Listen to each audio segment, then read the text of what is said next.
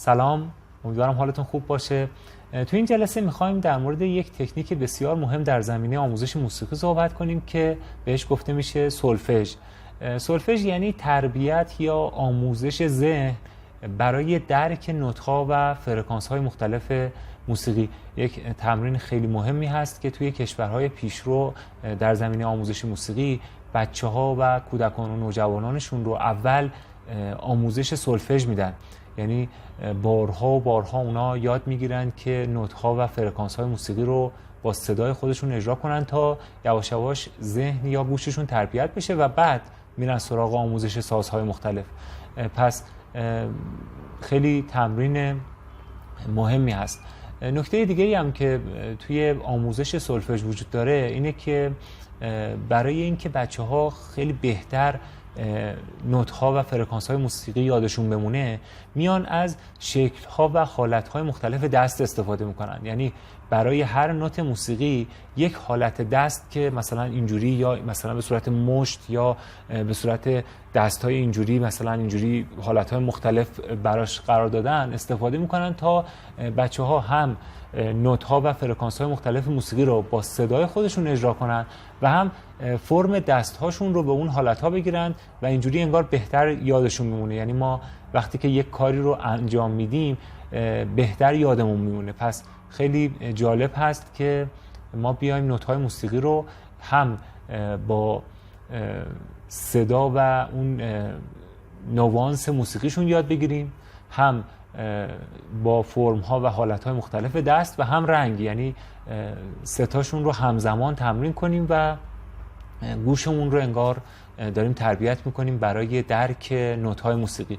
پس تو این جلسه با مفهوم سولفژ آشنا میشیم، این علامت‌ها و نشانه‌های دست رو میشناسیم و بعد میریم سراغ اسکرچ و توی اسکرچ یاد میگیریم که چطوری ما باید تمرین سولفژ کنیم. یعنی به عنوان کسی که میخواد موسیقی رو خوب یاد بگیره باید بارها و بارها توی روزهای مختلف شما سولفژ رو تمرین کنید و بعدش بیایم این آهنگ‌ها و قطعات موسیقی که توی اسکرچ داریم میسازیم رو به صورت سولفژ هم اجرا کنیم. یعنی تمپوی قطعات رو بیاریم پایین و شروع کنیم اون نوت‌های موسیقی رو با صدای خودمون اجرا کنیم و یواش یواش تمپو رو ببریم بالا تا سرعت اون آهنگ‌ها بیشتر بشه.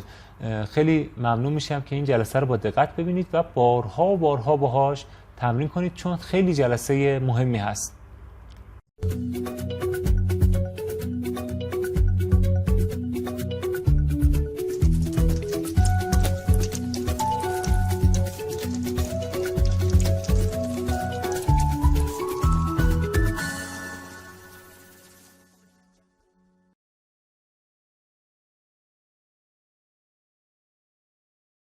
پس سولفژ تربیت ذهن یا گوشمون هست برای درک نوت‌های موسیقی.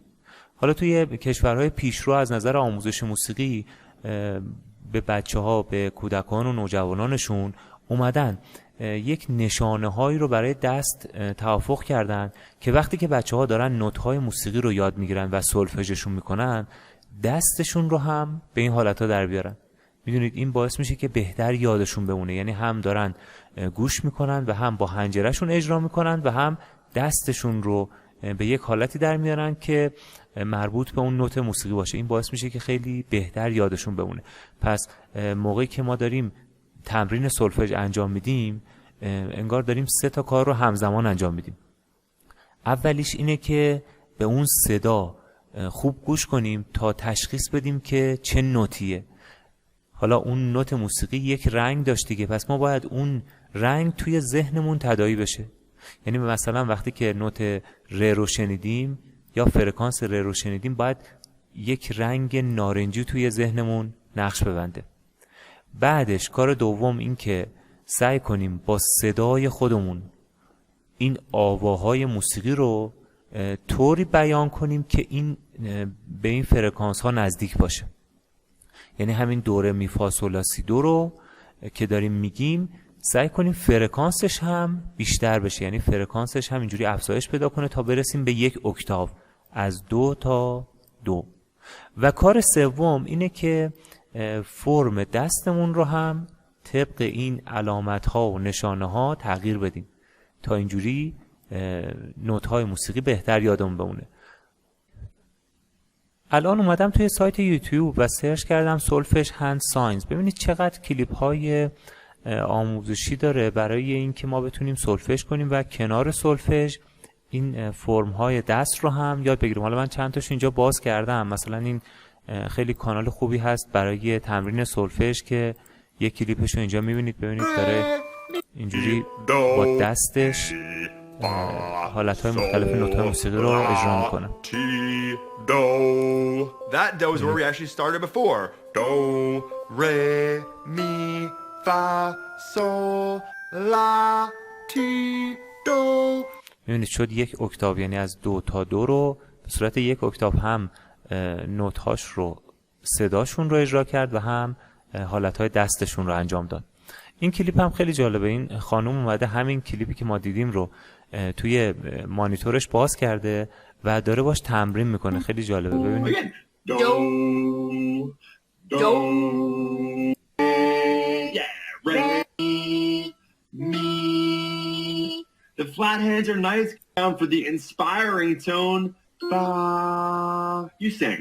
Fa, yeah, fa, thumbs down. For you, to T, because it really. Let's try it. T, do, T, do, T, do, T, do, T, do, T, do. خیلی هم کلیپ جالبی هست برای تمرین سولفژ. حالا کلیپ های دیگه ای رو هم هست. مثلا ببینید این به صورت ترانه های مختلف این نوت های موسیقی رو اجرا میکنن و خیلی جالب هستن.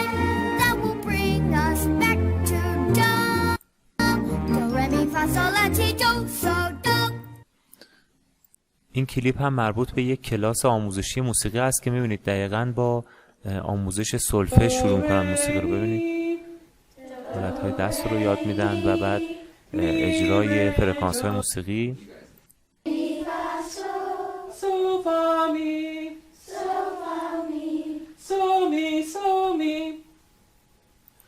یا مثلا این یکی هم که یک کلاس سولفژ هست، میبینید دقیقاً نوت‌های موسیقی رو اجرا میکنه با پیانو و این بچه‌ها همونا رو اجرا میکنن با دستشون و صدای خودشون.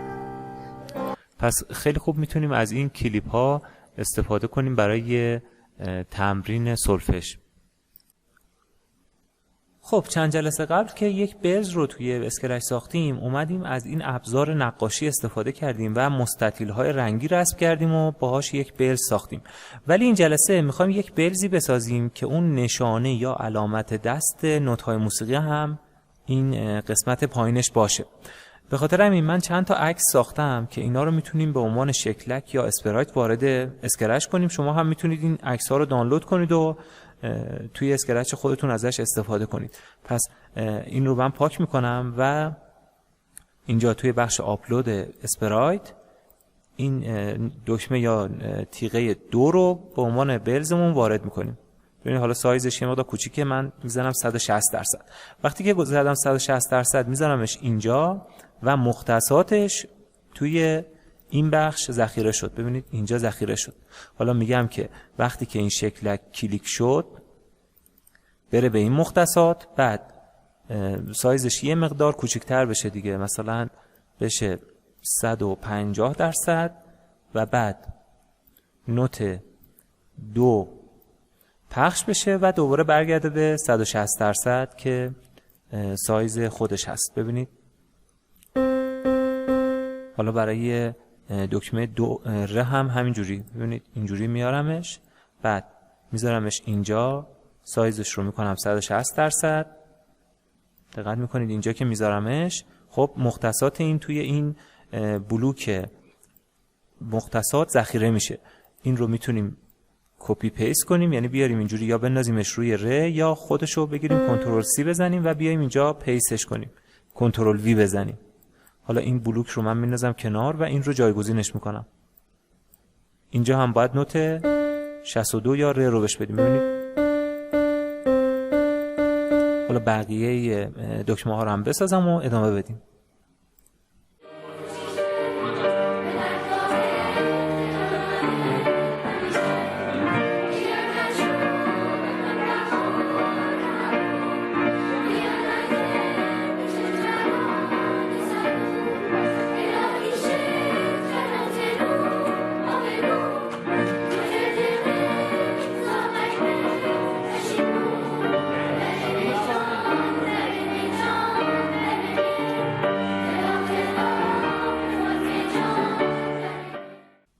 خب من بقیه این دکمه ها یا تیغه های بلز رو هم درست کردم. حالا یک بلزی داریم که هم این آواهای موسیقی رو روش نوشته شده، هم این اسمهای انگلیسی یا حروف انگلیسی نوت‌های موسیقی، هم رنگ‌های مختلف رو داره و در نهایت علامت یا نشانه دست مربوط به هر نوت موسیقی رو هم اینجا کنارش داریم که بعد میشه یک اکتاو موسیقی دیگه از دو تا دو. ببینید دو ره می فا سول لا سی دو، یک اکتاو موسیقی هست.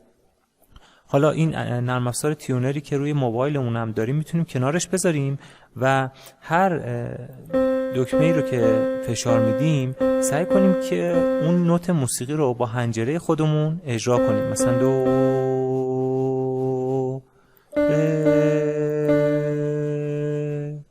بعد اینجا دقت کنیم و سعی کنیم که دقیقاً همون رو با حنجره خودمون بسازیم. ببینید می فا سول لا سی دو. میبینید یک اکتاو موسیقی رو اینجوری انگار من سولفژ کردم. این تمرین خیلی مهمی هست و باید بارها و بارها اصلا به عنوان یه تمرین روزانه انجامش بدید. حالا هر چقدر که این مسلط‌تر بشید و بهتر این نوت‌های موسیقی رو بتونید اجرا کنید، برای تکنیک‌های سولفژ هم خیلی بهتر. پس این تمرین روزانه هست، یعنی ما باید هر روز سولفژ رو تمرین کنیم و میتونیم دستمون رو هم شبیه این علامت‌ها و نشانه‌های دست تغییر بدیم. یعنی وقتی که یه مقدار ماهرتر شدیم و تونستیم خیلی راحت این نوت‌های موسیقی رو با حنجره خودمون بیان کنیم، میتونیم بعدش بیایم و این علامت‌ها و نشانه‌های دست رو هم تقلید کنیم. پس این رو به عنوان یک پروژه اینجا سیوش کنید روی کامپیوترتون و مثلا اسمش رو بذارید سولفژ، تمرین سولفژ. ما باید با این هر روز تمرین سولفژ داشته باشیم. اینجوری مثلا هی بیاید روی این دکمه ها کلیک کنید، دو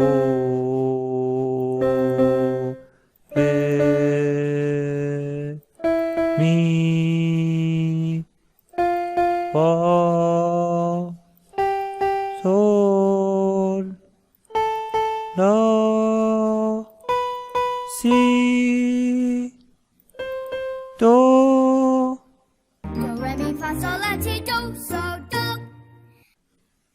در مورد این بلزی که برای تمرین سولفژ توی اسکرچ درست کردیم چند تا نکته رو باید بگم. ببینید اون فرکانس یا نوت موسیقی که ما با صدای خودمون اجرا میکنیم یک اکتاو پایین تر از این بلز هست. ببینید مثلا الان اینجا می رو داریم اجرا میکنیم، ببینید میزنه ای4. حالا ما مثلا همین فرکانس رو اجرا میکنیم، ببینید بالا من میشه ای3، یعنی یک اکتاو پایین تر. انگار این نوت می، اینجا دقت کنید، یک اکتاو پیانو برگشته عقب. ما انگار داریم چون حنجرمون خیلی حرفه‌ای نیست و باید کلی تمرین کنیم، انگار داریم یک اکتاو پایین‌تر می رو اجرا می‌کنیم. این اشکال نداره، ما مهم اینه که بتونیم نوت‌های موسیقی رو اجرا کنیم. نکته دوم این که خیلی سعی کنیم که این سبز رنگ بشه، یعنی دقیقاً جای فرکانسش یا این خط زرد به محدوده سبز وارد بشه. هرچند اگه کم و زیاد هم باشه اشکال نداره، چون این خیلی این دیگه یه جورایی نرم افزاره که داره انقدر دقیق تشخیص میده. حالا ما هم باید سعی کنیم موقع سولفژ به این خط سبز نزدیک بشه. ببینید باید به خط سبز نزدیکش کنید. نکته دیگه‌ای که باید بگم اینه که خیلی خوب موقع تمرین سولفژ خوب به فرکانس ها گوش کنیم. ببینید ما داریم گوش یا ذهنمون رو تربیت میکنیم، پس اولویت اجرای این نوت‌های موسیقی با صدای خودمون نیست، اولویت گوش کردنه و موقع گوش کردن سعی کنید این رنگ‌ها توی ذهنتون تداعی بشه و مهمم نیست که حتما این دو ره می فا سول لا سی باشه. شما با هر آوایی میتونید تمرین سولفژ کنید، یعنی اینا فقط یک اسمن. مثلا الان برای فا ببینید مثلا میگم او ببینید با او دارم، همشو با او میتونم تمرین کنم.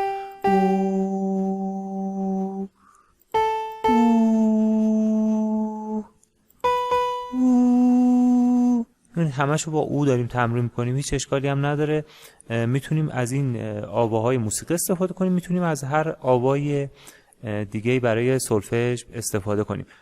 این نوت‌هایی رو که اینجا میزنن و شما صداش رو میشنوی باید با صدات بسازی. این یکی از پایه‌های سولفژه، یعنی دقیقاً اون صدایی رو که میشنوی بتونی تولید کنی. به این شکل شما هم ذهن موسیقی تو تقویت کردی، هم از اون بر تمرین صدا سازی میکنی. به این شکل الان فقط گوش کن، میزنیم بعد پشت سرش تکرار میکنیم.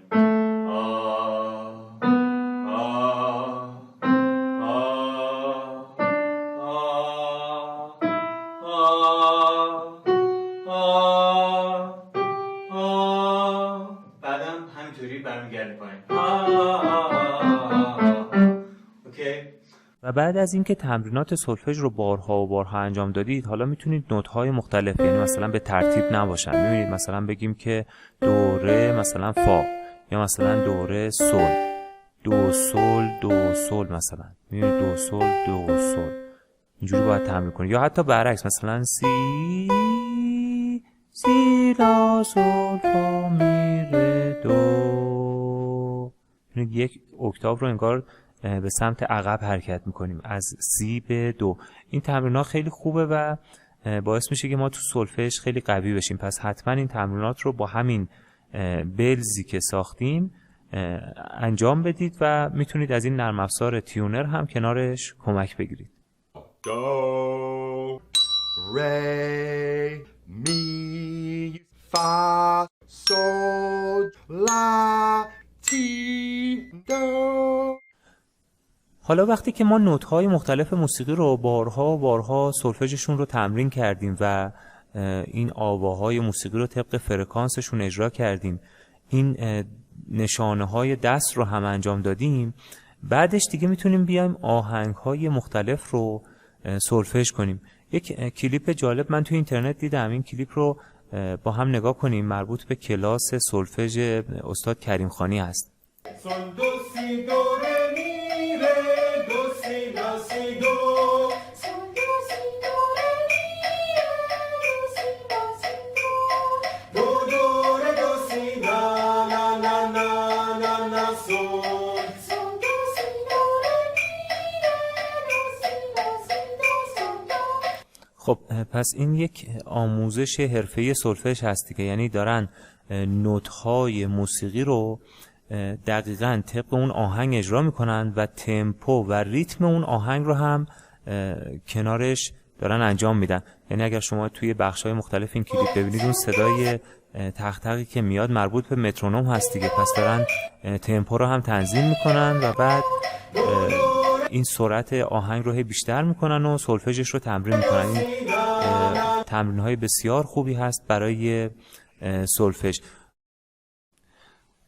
خب حالا اگه ما بخوایم این آهنگ‌هایی که تو اسکرچ میسازیم رو به صورت سولفژ هم تمرین کنیم، میتونیم تک تک این آهنگ‌هایی که روی کامپیوترمون ذخیره کردیم رو با استفاده از این دکمه لود دوباره بارگذاری کنیم و شروع کنیم باشون تمرین سولفژ کردن. یعنی بارها به صورت تمرین روزانه این آهنگ‌ها رو، سولفژشون رو هم تمرین کنیم. حالا اگر اسم نوت‌های موسیقی یادتون مونده بود که بهتر، اگر نه میتونید اسم نوت‌ها رو هم روش بنویسید.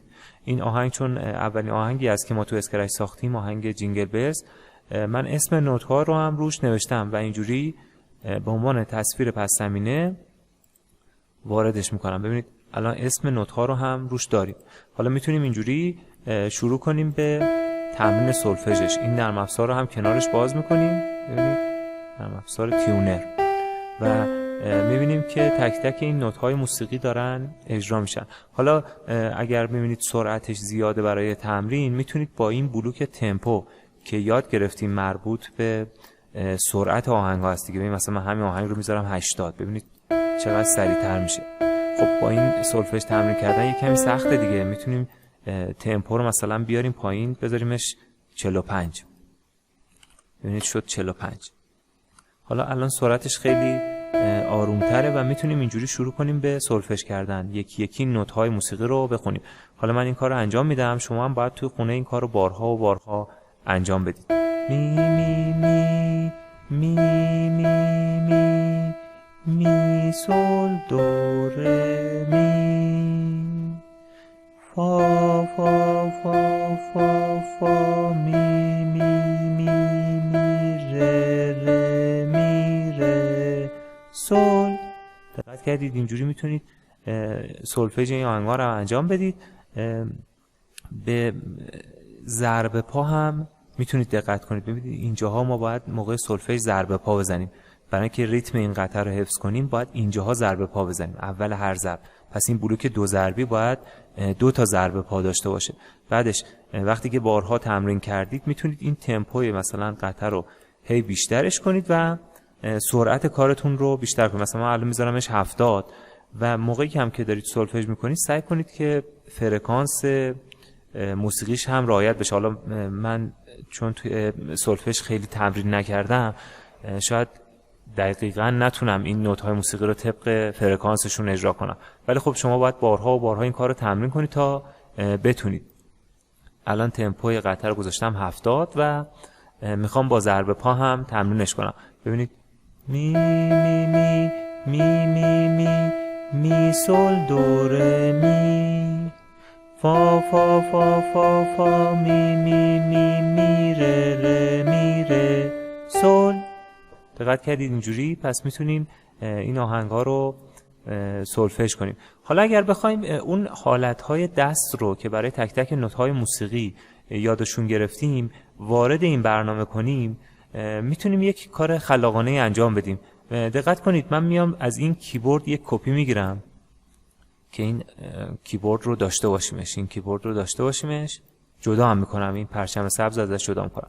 حالا برای این کیبورد دومی ببینید اینجا میارمش اینجا، برای کیبورد دومی میتونیم حالتها یا کاستیومش رو تغییر بدیم.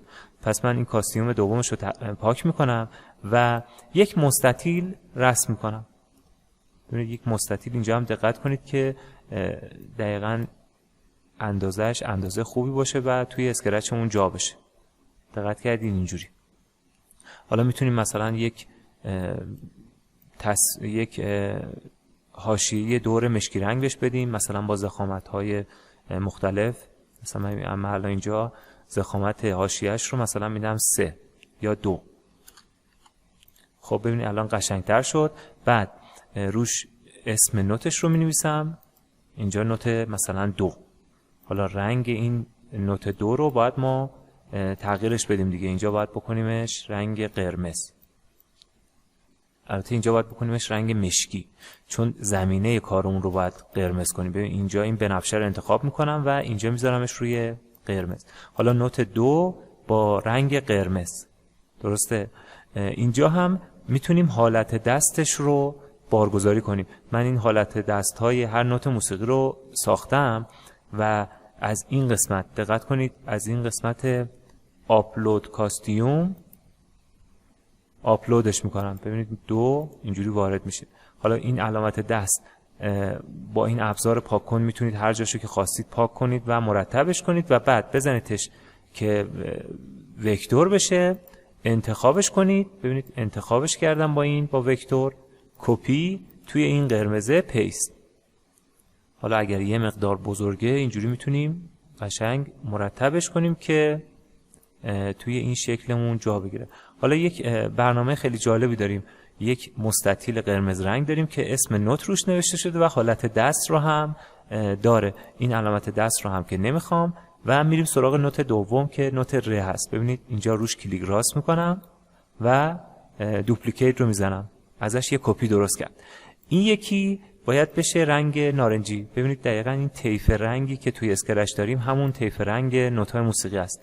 یعنی اول قرمز، بعد نارنجی میشه ره، زرد می، فا سبز، آبی کم رنگ سول، آبی پررنگ لا، بنفش سی و دوباره که میشه قرمز نوت 2. پس اینجا الان باید بذارمش روی نارنجی. دقت میکنید اینجا گذاشتمش روی نارنجی، اسم نوتش رو تغییر میدم به ره، حالت دستش رو هم از روی کامپیوترم وارد میکنم. ببینید ره. حالا این علامت دست اگر جای نیاز به پاک کردن داشت، این قسمت های اضافهش رو پاک میکنید و بعد تبدیلش میکنید به وکتور. وقتی که تبدیل شد به وکتور انتخاب، کپی، توی این پیست. علامت دست قبلیه رو که نمیخوام پاکش میکنم و این یکی علامت دست رو جایگزینش میکنم. میبینید اینجوری انگار ره هم تکمیل میشه. پس این رو هم پاک میکنم، یه بار دیگه دوپلیکیت. اینجا باید بنویسیم می، رنگش رو میکنم رنگ زرد و علامت دستش رو پاک میکنم. علامت دست جدید از توی کامپیوترم آپلود میکنم، اگر نیاز به پاک کردن داشت پاک میکنم و بعد کانورت تو وکتور میزنم، این انتخاب بشه، کپی، اینجا پیست، یه مقدار کوچیک‌تر و اینجوری میذاریمش اینجا. علامت حالت یا نشانه دست نوت می، این رو هم که نمیخوام. حالا من بقیهش رو هم بسازم و ادامه بدیم.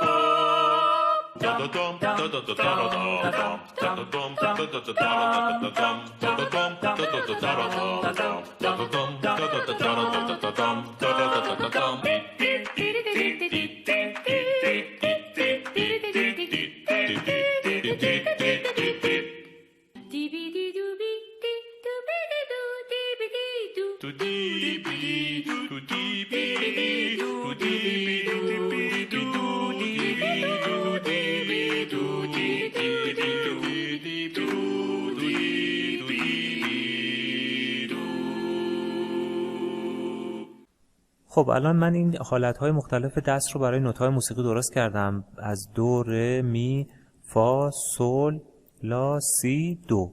می‌بینید دقیقاً حالتهای دست رو هم داره. اسماشون رو هم باید تغییر بدیم، یعنی بنویسیم اینجا دو، بعد ره. ببینید توی بخش اینجا کاستیوم باید اسمش تغییر کنه، حتما این اسم‌ها رو تغییر بدید. می، بعد فا، اینجا بعدیش میشه سول، بعدیش میشه لا و سی و این هم میشه دو دوم دیگه. دو تا اسم هم نام نمیتونیم بذاریم، پس اینو می‌نویسیم دو. حالا دقت کنید اینا تک تکشون هم رنگشون دقیقاً طبق نوت هاست، هم اسم نوت رو روشون نوشتیم و حالت دست رو هم کنارش قرار دادیم. حالا میایم توی کدنویسی این خود این شکلک. ببین ما این پیانو رو کار نداریم، ما این کیبورد رو نگه داشتیم جدا.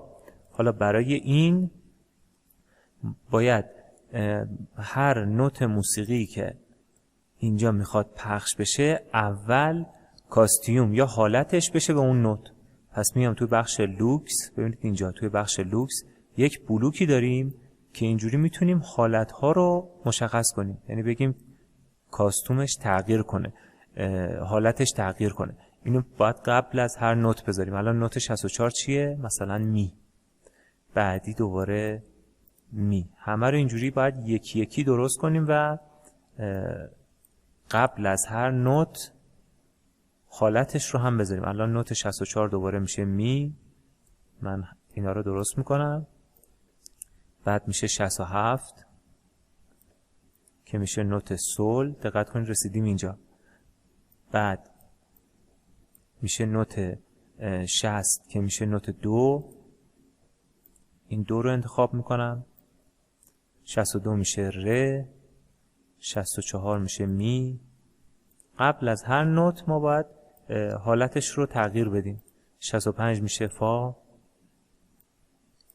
64 میشه می، اینا رو هم که میذاریم اینجا. ببینید قبل از هر نوت حالتش رو هم قرار میدم.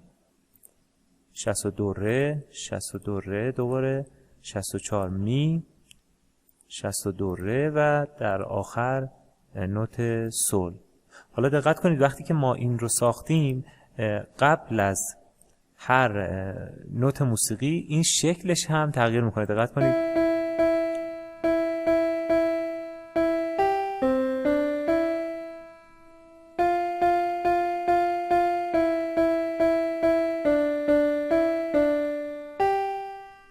اینجوری هم میتونیم کارهای جالبی رو با این حالتهای دست انجام بدیم و باهاش تمرین هم بکنیم. یعنی حتی ما موقعی که داریم سولفژ میکنیم میتونیم از یه چنین تمرینی هم استفاده کنیم برای اینکه حالت دست نوت‌های موسیقی رو هم تمرین کنیم. حالا اگر همین شکلک رو ببینید، همین شکلک رو که من میتونم اسمش رو همینجا تغییر بدم، مثلا بنویسم سولفژ. خب سولفژ بنویسم، میتونیم برای آهنگ‌های دیگه‌ای هم ازش استفاده کنیم. برای یه چنین کاری باید روش کلیک راست کنیم و ببینید زده اکسپورت. اکسپورت یعنی خروجی گرفتن. ما میتونیم از این خب خروجی بگیریم و برای آهنگ‌های مختلف ازش استفاده کنیم که نخواهیم هر دفعه بیایم و این مربع ها رو برای همه آهنگ‌هامون بسازیم. مثلا من اینجا میام از این اکسپورت میگیرم. دقت کنید اینجا میزنم اکسپورت. ببینید دکمه اکسپورت وقتی که میزنیدش اینجا میتونیم یه اسم بهش بدیم که همین اسم سولفژ خوبه. بعد سیو رو میزنم. دقت کنید این شکلک سیو شد با تمام کاستیوم ها یا حالتاش روی کامپیوتر من. حالا این پروژه رو مثلا میتونیم سیو کنیم به صورت مثلا جینگل بلز 2 و یک آهنگ دیگر رو وارد اسکرچ کنیم. پس میام توی فایل لود و آهنگ خوشحال و شاد و خندانم رو وارد میکنیم. الان ببینید اینجا اون آهنگ وارد شد. حالا میتونیم اینجا خب بیایم و آپلود اسپرایت رو که بزنیم میتونیم اون شکلک سولفژ رو وارد کنیم. دقت کنید آپلود اسپرایت. ببینید سولفژ رو اینجا دارم. حالا تمام اینها وارد این آهنگ خوشحال و شاد و خندان شد. دقت کنید کدهاش رو نمیخوایم ما. ببین ما کدهاش رو نیاز نداریم چون باید از کدهای این یکی استفاده کنیم. از این کدهای این یکی پیانوه. دقت میکنید پس من باید این رو بردارم بنازمش روی این یکی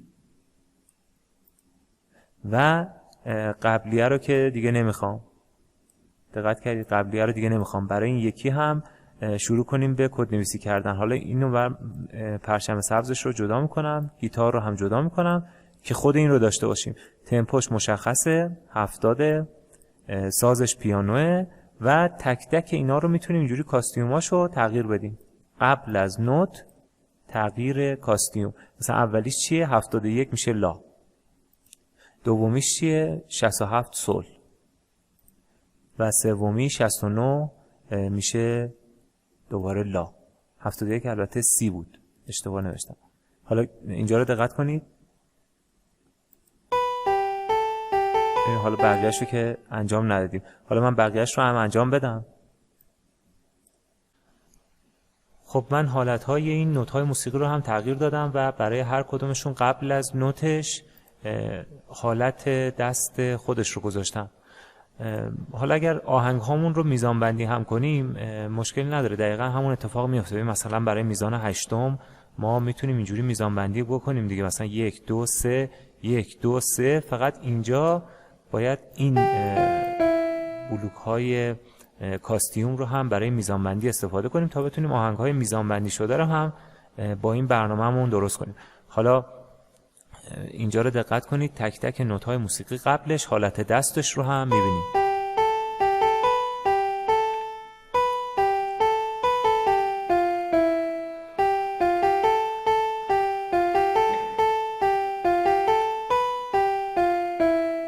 خب دقیقاً درست کار کرد. حالا این دوتا ساز رو هم که میتونیم جاهای مختلف بذاریم و این شکلک رو هم میتونیم یه مقدار بیاریم این برتر و شروع کنیم باش تمرین سولفژ دیگه. یعنی ما میتونیم تمپوش رو مثلا کم کنیم، بکنیمش 40 و شروع کنیم باش سولفژ کردن که میشه سی سول لا سول لا سی سول لا سی سول لا سی لا سول فا می سول فا سول لا لا سول فا سول لا لا سول فا سول لا سی سول فا می.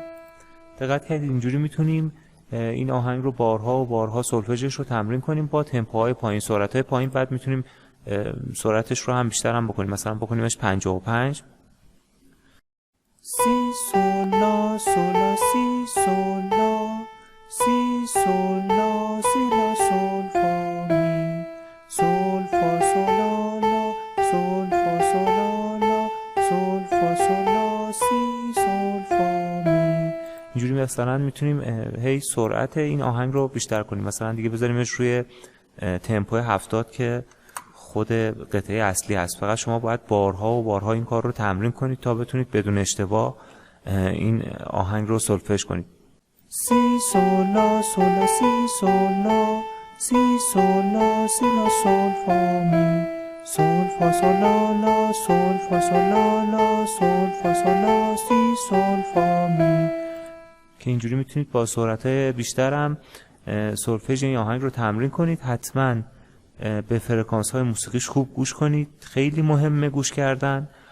اگر تونستید فرم دست یا حالت دستتون رو هم طبق این نشانه ها تغییر بدید و میتونید به رنگ این نوت های موسیقی هم دقت کنید. حالا برای تمرین این جلسه هم میتونید آهنگ هایی که توی جلسات قبل درست کردیم رو به صورت سولفژ هم تمرین کنید. اول با سرعت‌های خیلی پایین، بعد یواش یواش سرعتش رو بیشتر کنید و دقیقاً سعی کنید اون ملودی و ریتم آهنگ رو با حنجره خودتون اجرا کنید. خیلی کار مهمی است توی موسیقی و امیدوارم شما بارها و بارها تمرینش کنید. تا جلسه دیگه، خداحافظ.